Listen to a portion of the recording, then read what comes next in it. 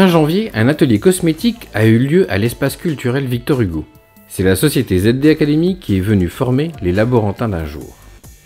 Je représente ZD Academy aujourd'hui, donc une entreprise que j'ai créée maintenant il y a un an, un peu plus d'un an, et j'interviens auprès de collectivités particuliers pour vous apprendre à consommer de manière plus responsable, que ce soit à travers de l'alimentation, la santé, les cosmétiques, les produits ménagers. Et aujourd'hui, on va donc fabriquer des produits cosmétiques nous-mêmes, plus respectueux de l'environnement et plus respectueux pour notre santé. Notre professeur du jour ne se limite pas à former les adultes. Elle peut aussi former les enfants au bricolage zéro déchet qui a déjà eu lieu à la médiathèque.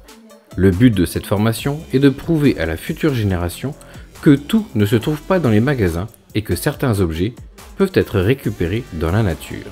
Vive l'écologie! Dans la nature, on a tout pour fabriquer des jouets, etc. Et voilà, pour profiter en fait de l'environnement.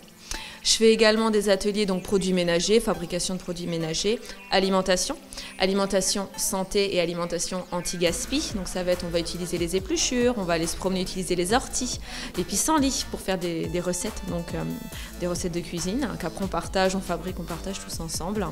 Je fais également des ateliers un petit peu plus vraiment santé, ça va être plus tiré naturopathie, etc. puisque je suis formée à la naturopathie. Et tout ce qui va être bienveillance, mais plus léger, c'est plus avec les enfants. Bienveillance éducative, c'est au quotidien que je l'applique.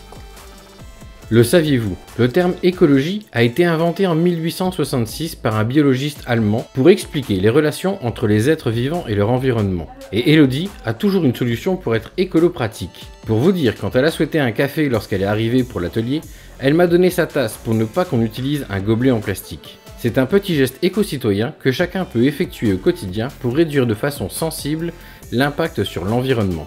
En fait, quand moi j'ai commencé à m'intéresser au zéro déchet, à la protection de l'environnement, ça a commencé pour moi par la permaculture. Et je n'avais pas de formation ici qui existait, en tout cas en Moselle. Je trouvais rien qui me correspondait à moi. Je me suis donc formée, j'ai bougé un petit peu pour suivre des formations.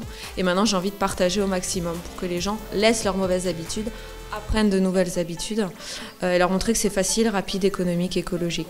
Les élèves qui sont venus se former à l'atelier cosmétique sont tous repartis avec des échantillons qu'ils ont fabriqués eux-mêmes et la bonne parole. Je prêche un peu la bonne parole en fait, pour qu'eux-mêmes ils apprennent à faire tout seuls et ça passe par les enfants. Parce que c'est grâce aux enfants qu'on arrivera à avancer demain.